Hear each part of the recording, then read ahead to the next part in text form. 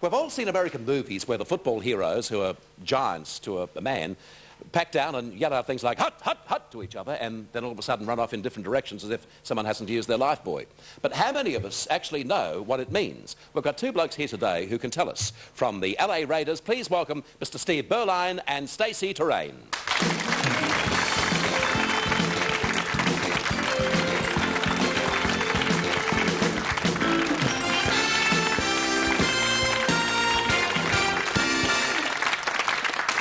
I'm sure with a bit of surgery that'll come good in time. Sorry about that. That is a really hard handshake. I'm used to shaking 300-pounders. They shake me usually. Yeah. Well, I've got a pretty hard handshake myself, but, well, I used to, up until just a few moments ago. Welcome to Australia. Great to be here. Good to have you. Now, you're here for two reasons. Number one, to talk about gridiron football and promote that, but also to talk importantly, perhaps more importantly, about an anti-drugs campaign in sport. We assume because America is the home of sport, that's where the drugs really started off, and that's where the problems are the most, are the hugest. Is that true? Well, it's very true. Drugs and sports all over the world is a huge problem in the world today, and we as sports celebrities have an opportunity, a unique opportunity to influence people, especially younger people, and try to make an impression on them and hopefully influence some of them to say no to drugs before they actually get involved with something like that.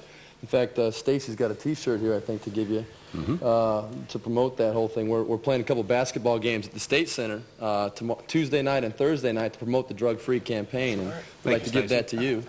Stacey, you guys over in America in football, is it a huge problem in your sport? I don't think so. I think it's more hype than what people believe. Newspapers and the reporters try to build it up to make it that football is rampant with steroid use and other kind of drugs. But if you ever think about it, you have to use some kind of, conditioning in order to get as big and as strong as you really want to get. And steroids isn't that big, and the NFL is made to believe. But it is a problem, and that's the point. There are people that are involved with it, and if we can influence them to get away from it, that's what we want to do. Steve, I suppose especially with kids, I mean, they read and they see that, that those drugs are being used in sport. They think it's okay, and at a very young age, all of a sudden they're getting into an area where they shouldn't be. You got it. That's exactly right, and that's the whole motive, the whole motivating factor here. We're trying to influence kids at an age where they're very impressionable that drug use is not good. There's no positives associated with it at all, and that's why we're here.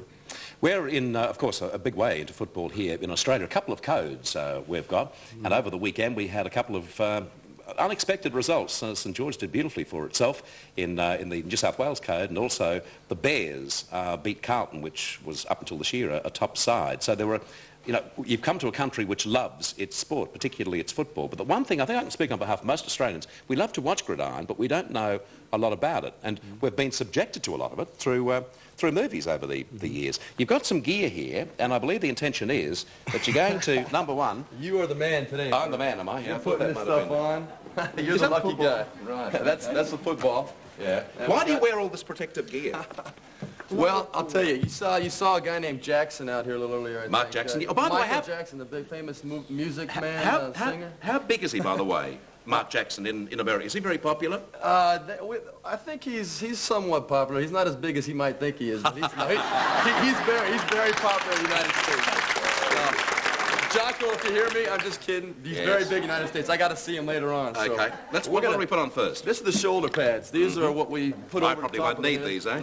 Your shoulders are big enough the way they are, but just in case. Thank you, Steve. We'll throw that on there. Normally, you'd buckle it up with these things all the way around here, but I don't think we have time to go through all that hassle. But then we put the jersey on over the top of that. Hang on a sec. Why am I getting number 52? Because that's for the big guys. Okay, right. It might have been my age or something. 52. That means you're a lineman. Right. You just pull it over the top. Right. Put this back up here. Oh, that's great. So comfortable, too. There you go. Yes, wonderful. You gotta ring those bells. You gotta ring those.